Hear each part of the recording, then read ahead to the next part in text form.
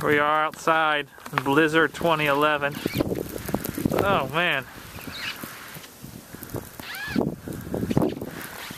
2 to 3 inch snowfall rates.